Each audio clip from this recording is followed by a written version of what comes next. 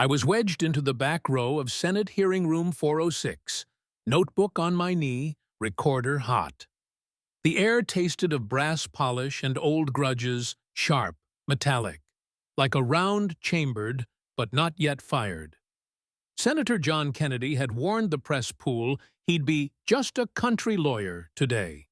I'd covered him long enough to know that was the same as a rattlesnake warning you it's just a tale. Ilhan Omar entered flanked by 3 attorneys, silk suits, Harvard haircuts, the kind of legal armor that costs more per hour than most Minnesotans make in a week. She wore white, symbol of purity, flag of deflection, hijab pressed crisp as a cadet's salute. Her smile was practiced, almost bored, the look of someone who'd survived a dozen ambushes and assumed this was another. Kennedy waited, papers squared, glasses low on his nose. He looked like the grandfather who'd once caught you stealing eggs and made you count the remaining dozen out loud, twice. When the gavel dropped, he leaned toward the mic, Louisiana drawl stretching each syllable like taffy on a hot day. Ms. Omar, thank you for coming. I know hearings ain't fun. My mama used to say if fun was a subpoena, Congress would be Disneyland. A ripple of laughter. Tension cracked. Room warm. Omar's shoulders dropped a fraction. Mistake number 1. Kennedy's sweetie smile stayed, but the eyes went flat. Now, I'm just a country lawyer, so I need things simple. Yes or no when I can get it. You game? Omar nodded. Too quick, too eager. Mistake number 2. He held up a single sheet, thick cotton paper, edges yellowed like old court dockets. One question keeps barking at me, ma'am. Have you taken a DNA test to show Ahmed Nur Syed Elmi is not your brother? The room exhaled as one. No preamble, no polish, just the blade, bare. Omar's rehearsed mask slipped. She reached for outrage like a holstered gun. Senator, this is a racist. Kennedy raised a palm the size of a dinner plate, still friendly, still mild. I didn't ask about racism, ma'am. I asked about a cotton swab. Yes or no? She pivoted. Islamophobia, fact-checkers, death threats. Each dodge landed like a BB pellet on a battleship. Kennedy let her talk, nodding, the way you let a fish run until the line goes slack. Then he set the hook. See where I come from? If folks say I married my cousin, I don't call 'em names. I spit in a cup, prove 'em wrong, and go back to eating gumbo. Takes 5 minutes. Costs $60. You've had 6 years. Why not swab and sail? He didn't wait. He never does. He opened the folder like a preacher turning to Revelation, each page a plague. Evidence 1. The Somali school ledger, Omar and Elmi, listed in the same household. Relationship, siblings. Evidence 2. The father's name, Nur Syed Elmi Muhammad, identical on both birth records. Evidence 3. Family Facebook posts, cousins calling them brother and sister years before controversy. Evidence 4. Childhood photos, same chipped front tooth on both kids, same crooked smile. Evidence 5. Separate addresses during the entire marriage. Utility bills, lease agreements, neighbor affidavits. Evidence 6. Tax returns. Omar filed jointly with Hersey while legally wed to Elmi, federal fraud in black ink. Evidence 7. 0 wedding photos, 0 joint bank accounts, 0 evidence the marriage was real. Evidence 8. Motive. Family reunification visa, Elmi's fast track to U.S. citizenship. He laid each sheet on the desk like playing cards, face up. That's a full house, ma'am. All I'm asking for is the joker, 1 swab. Omar's lawyers leaned in, whispering, but Kennedy kept talking, soft and steady, the way you talk a jumper off a ledge. Except he was pushing. Let me tell you what happens if you take the test and he ain't your brother. I apologize on C-SPAN, buy you dinner, and send a letter to every paper in Minnesota calling you St. Ilan. But if he is, well, we got immigration fraud, tax fraud, campaign fraud, and a story that ends with federal bracelets. Your move, Ms. Omar. Swab or stagger? The room had gone still. Even the stenographer's fingers hovered. Omar's eyes darted. Calculation behind the outrage. She reached for water, hand trembling just enough to rattle the glass against the mic. Mistake number 3. Kennedy closed the folder, gentle as a hymn book. I got no more questions, Mr. Chairman, but I leave Ms. Omar with one last country saying, you can't outrun your blood, and you can't outsmart your shadow. DNA don't lie, and neither do tax forms. The truth's comin', whether you open the door or we kick it in. He stood, nodded polite as Sunday, and walked out. No entourage, no statement, just the echo of a latch clicking shut. Behind him, Omar sat frozen, white blazer suddenly looking less like a flag and more like a surrender sheet. I slipped out before the press mob formed, boots echoing down marble halls that suddenly felt colder.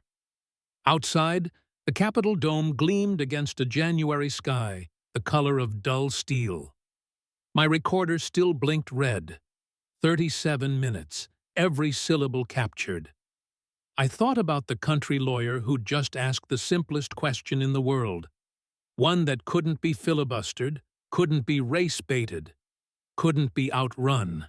A $5 swab against a lifetime of scaffolding built on silence. And I knew in my bones, that somewhere in Minnesota, in diners and union halls and Somali kitchens, people were already asking the same question, louder and louder, until it sounded less like a query and more like a verdict. The Bentley wasn't running this time. The meter had finally stopped. The corridor outside 406 was a wind tunnel of whispers. Staffers clutched phones like life rafts. One junior lawyer from Omar's team was actually crying. Quiet, shoulders shaking, mascara tributaries down both cheeks. I stepped around her, recorder still hot in my pocket, and followed the sound of hard-heeled boots clicking toward the elevators. Kennedy hadn't gone far.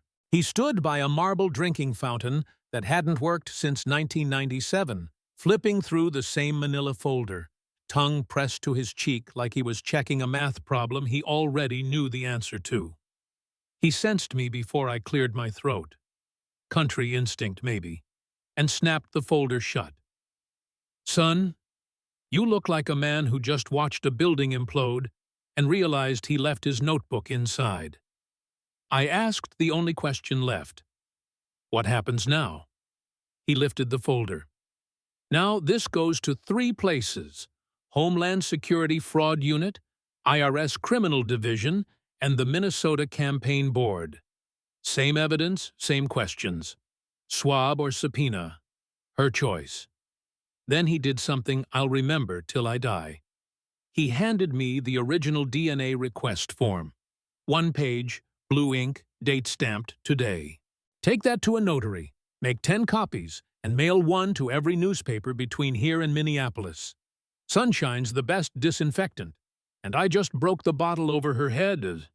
I asked if he was worried about backlash, racism accusations, media pile-on, donor revolt. He adjusted his glasses, voice dropping to a drawl so slow it felt carved in stone.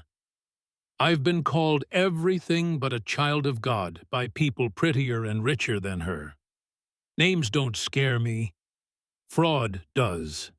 And if she won't clear her name, I'll help the feds clear it for her.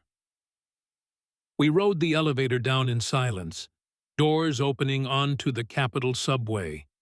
Little electric tram that shuttles senators like toys on a track. Before he stepped aboard, he turned back, eyes glinting like river rock. One more thing, tell your readers to keep the receipts. print the tweets, save the PDFs, screenshot the posts before she deletes them. Evidence ages like milk, not wine. Then he was gone.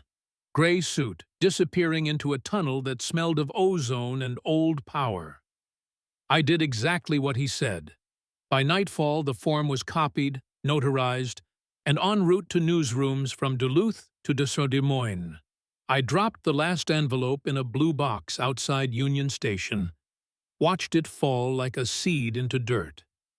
Within 48 hours, the story metastasized.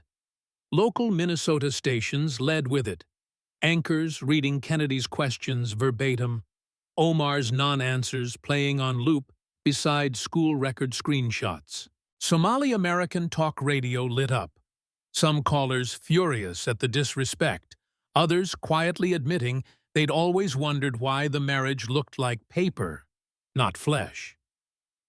The DNA question became a greeting. "Have you swabbed yet?" Printed on T-shirts sold outside the state fair. A Minneapolis food truck renamed its signature wrap The Elm, Brother or Butter, and sold out by noon. Comedy writes itself, fraud doesn't. Omar's team tried counter-programming.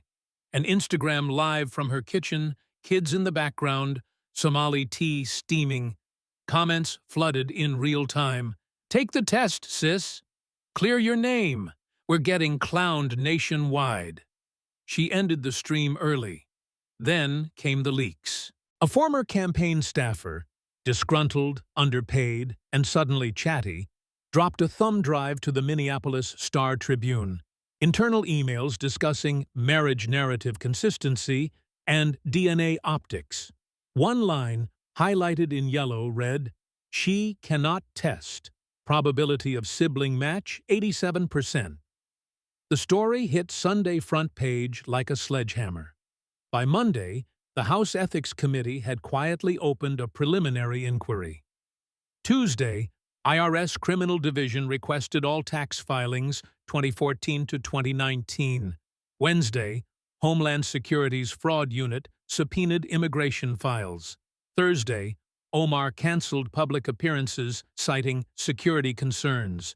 Friday, a federal grand jury in St. Paul issued its first subpoena, DNA sample required. She fought it, of course. Lawyers, motions, cries of racism and Islamophobia. But the machine she'd used as a shield had become a grinder. Courts move slow. Public opinion moves fast. Polls in her district flipped inside a week. 61% wanted the test. 24% opposed. 15% too busy to care. Even Somali community elders, usually her firewall, held a press conference. "Take the swab, child. Truth is halal." I was there the morning she finally appeared at the federal building in Minneapolis. Hijab white as fresh snow, sunglasses despite the overcast. A mob of cameras, protesters, and curious school kids. She said nothing, just opened her mouth for the cotton wand. The tech sealed the sample, chain of custody sticker slapped on plastic, and that was it. 5 seconds, $60. Whole life hanging in a test tube. Results are sealed, grand jury rules, but leaks are inevitable.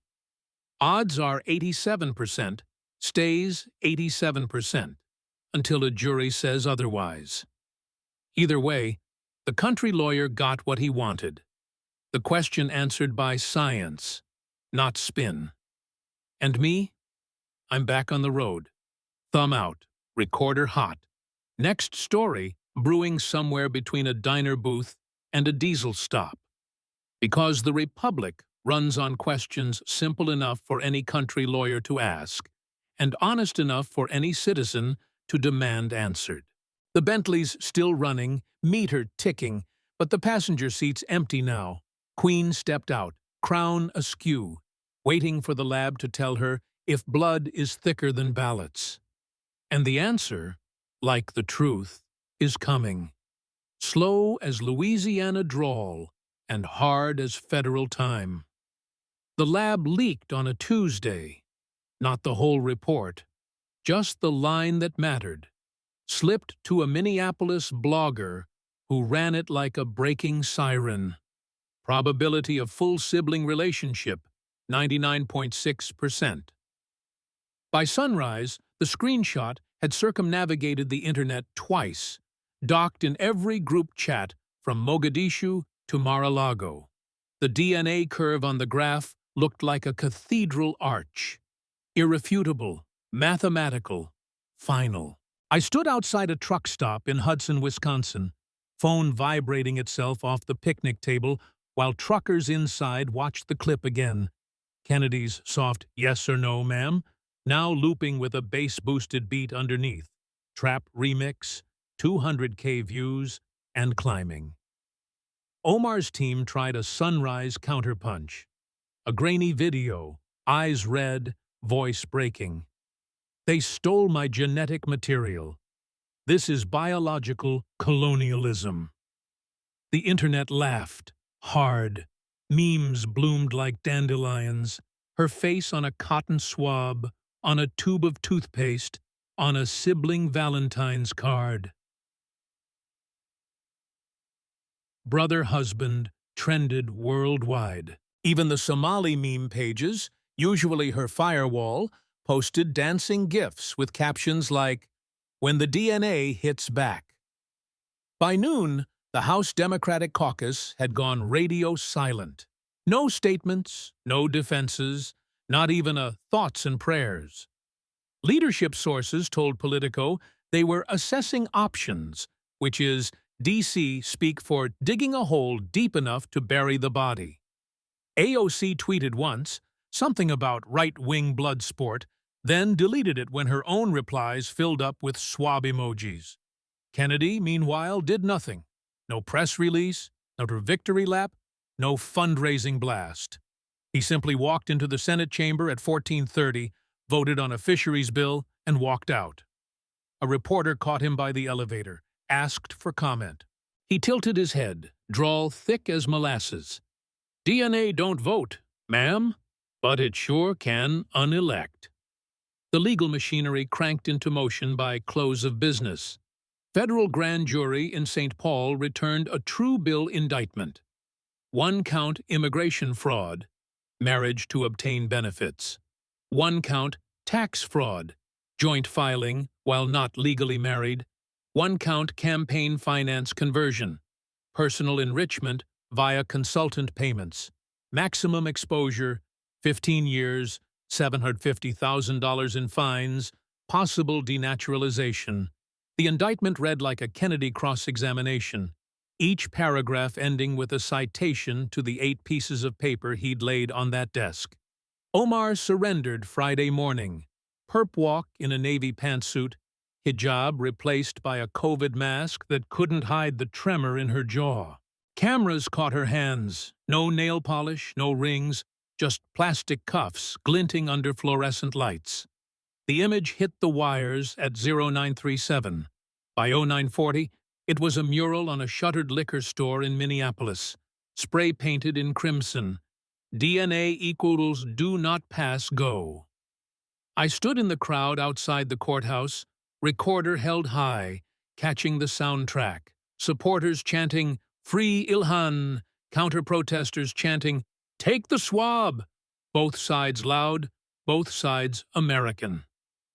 A Somali grandmother in a fur-lined coat grabbed my sleeve, voice low, "She should have taken the test. Truth is halal." Behind her, a young white guy in a Veterans for Kennedy hoodie yelled, "Simple questions, simple answers." The phrase now silk-screened on shirts selling for $25 on every corner. Inside, the arraignment took 12 minutes. Omar pleaded not guilty through her attorney, a Clinton impeachment alum who looked like he'd rather be waterboarding. Bail was set at $150,000. She posted it, walked out to a wall of microphones, and finally gave the only answer that mattered. "I will fight these charges. I am innocent. I am not going anywhere." But the math had already fought her, and won. The DNA curve doesn't care about hashtags, doesn't bow to identity politics, doesn't flinch at cries of racism. It simply is. And what it is, in black and white and double helix, is sibling. The trial date is set for October, 1 month before the midterms. Minnesota's 5th district is already in free fall. A moderate Democrat named Marcus Williams, son of a Somali mother and a steelworker father, has filed to primary her. His first ad, 30 seconds, no voiceover, just a cotton swab tapping a test tube, then the words, "Minnesota deserves the truth. I'll take the test." Polls show him up 18 points. Omar's last rally drew 300 people. Williams's first drew 3,000, half Somali, half Scandinavian, all waving tiny American flags and signs that read, "Simple questions, simple answers." The torch isn't passing, it's being reclaimed. And Kennedy? He's back in Louisiana, chair kicked up on his porch, watching the sun drop into the bayou like a red marble. I called him for comment. Just one question. Was it worth it? He laughed, slow and easy. "Son, I didn't do it for me. I did it for every kid who ever had to prove his homework was his own. DNA's the ultimate receipt." Then he hung up, and the line went quiet, except for the sound of a country lawyer humming Youngblood off-key, while somewhere up north a queen-sized Bentley idles empty, meter still running, waiting on a passenger who ain't never coming back. The story doesn't end. It just changes drivers. And the swab? It's in an evidence locker, bar-coded, locked down, waiting for October. But the result already walked free the minute that graph hit the internet. 99.6% sibling, 100% accountability, and 0 places left to hide. The leaves turned the color of rusted license plates, and the trial opened on a Monday so gray it felt like the sky itself was on the stand. I slipped into the federal courthouse in St. Paul at 05:15, thermos bitter with truck stop coffee, recorder already warm. Security was tight, marshals with bomb dogs, magnetometers humming like distant generators. Outside, 2 camps squared off across the plaza, one side waving Somali flags and Free Ilhan signs, the other hoisting American flags and homemade DNA helixes made of pool noodles. A kid in a Veterans for Kennedy hoodie sold cotton swabs for $1 apiece. Proceeds to the Wounded Warrior Project. Capitalism, American style. Inside, courtroom 5A felt like a converted church. High oak benches, stained glass filters, throwing colored ghosts across the marble. I grabbed the last press seat, laptop balanced on my knee, and watched the theater file in. Omar's new defense team, DC heavy hitters, billing $12,200 an hour, carrying leather folios thick as phone books. Opposing them, 2 assistant U.S. attorneys from Minnesota, farm boy faces, off-the-rack suits, the kind of prosecutors who eat their own cooking. And at the center, the woman herself. No hijab today, hair pulled back severe, dark pantsuit, American flag pin crooked on the lapel, irony screaming silently. The charges were read like a funeral roll call. Count 1, immigration fraud, marriage to obtain benefits.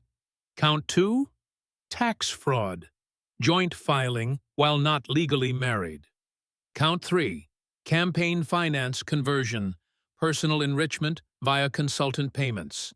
Maximum exposure, 15 years, $750,000 in fines, possible denaturalization.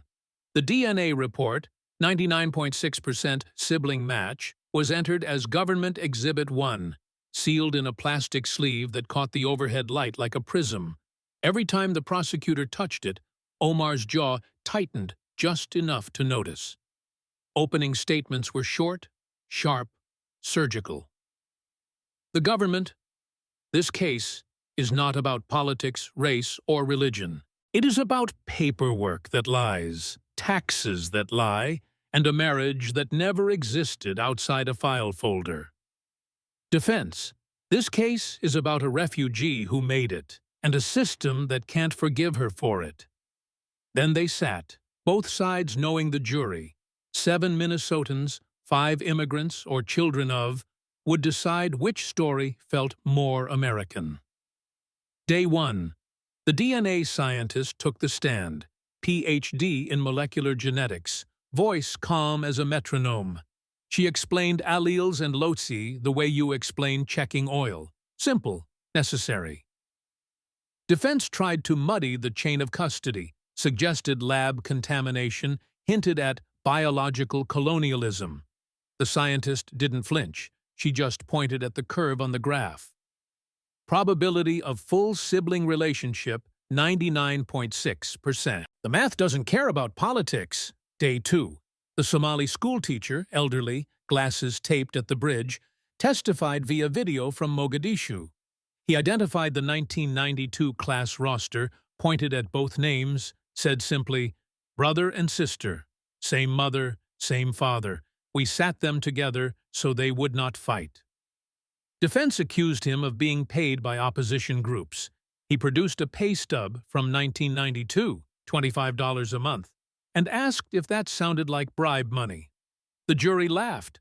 Laughter is lethal in a courtroom. Day 3.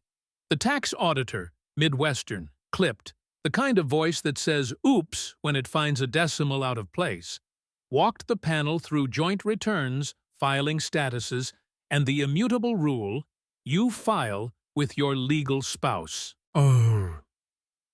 Omar's name beside Hersey's in 2014 and 2015, while Elme remained her legal husband. That's fraud, ladies and gentlemen, not creative, not confused. Fraud. Day 4. Kennedy himself, not as a witness. He'd recused himself from any prosecutorial role, but as a spectator in the gallery. When the prosecutor played the hearing room clip, "Have you taken a DNA test?" Omar's shoulders caved like a roof under snow.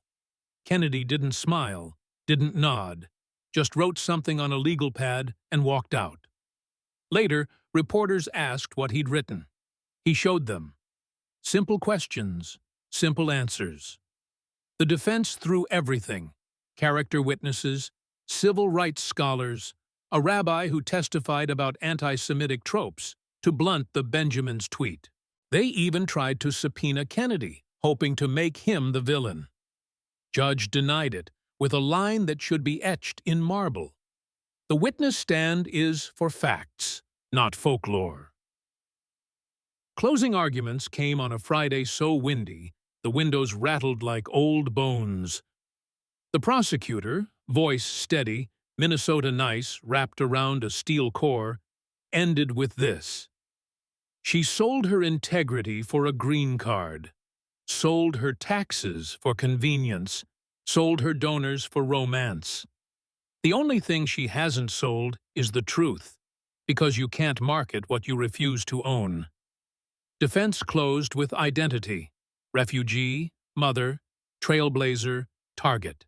Convict her, and you tell every immigrant kid that no matter how high you climb, the system can still pull the ladder. It was powerful. Until the prosecutor rebutted with one sentence: the system didn't pull the ladder. She used it as a crowbar. Jury deliberated 4 hours. Verdict: guilty on all counts. The judge, a woman born in Hibbing, daughter of a miner, didn't mince words. You were given every gift this country offers, and you monetized them.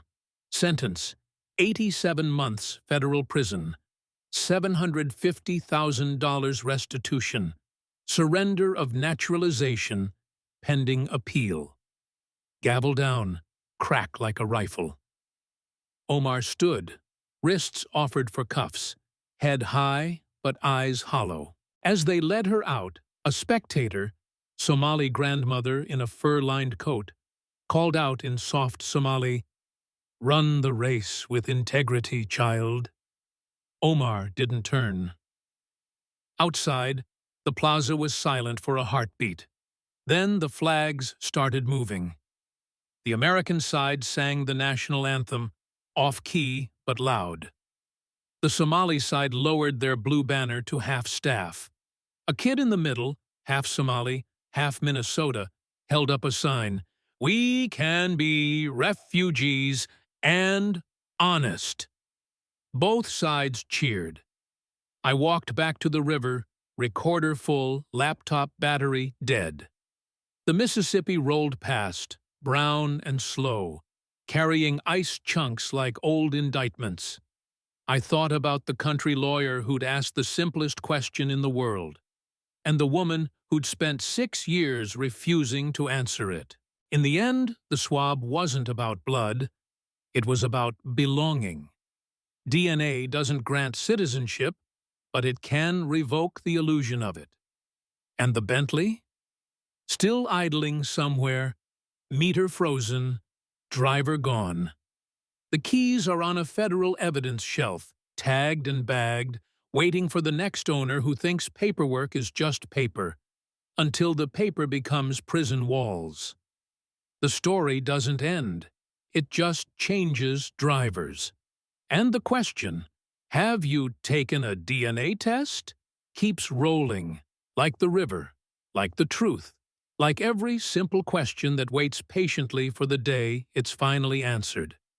The river kept rolling, and so did the question, now printed on bumper stickers, spray-painted on boxcars, whispered in union halls from Duluth to Doha.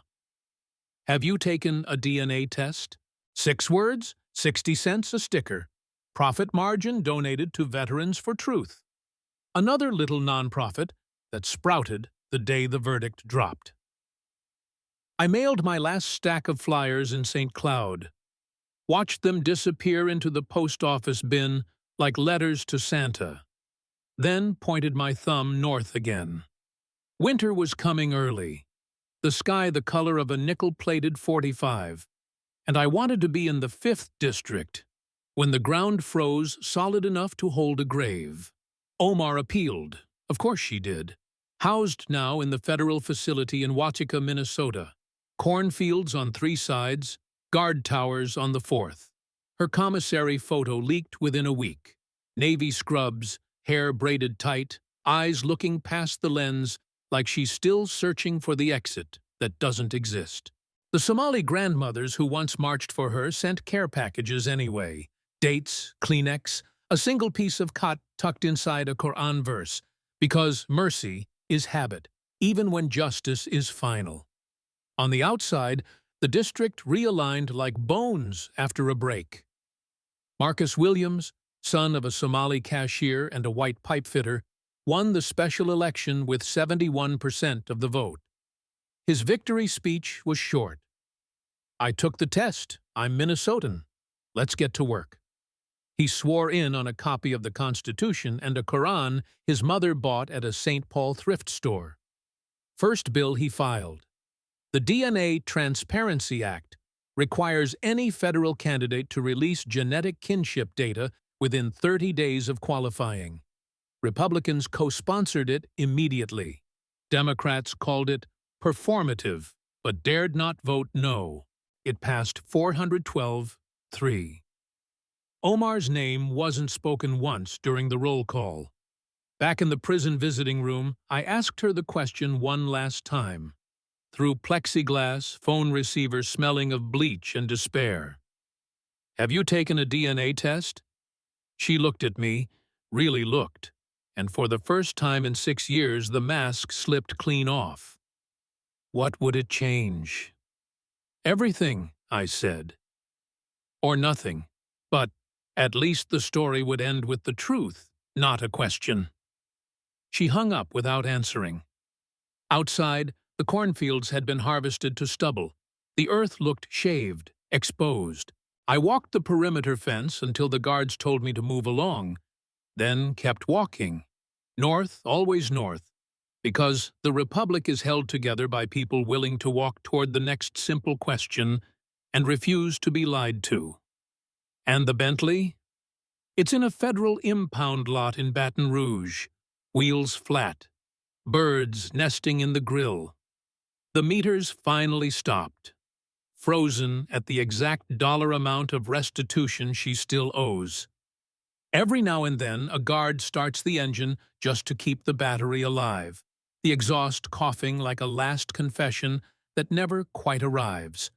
But the keys are on a hook in the U.S. Attorney's Office, tagged Evidence Number 1, DNA Verified Truth. Because sometimes the only way to reclaim a country is to reclaim its facts. One swab, one question, one simple country lawyer at a time.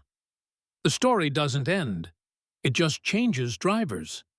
And the question keeps rolling, like the river, like the Republic, like every witness who knows the next lie is already being drafted, and decides to keep walking until the truth catches up.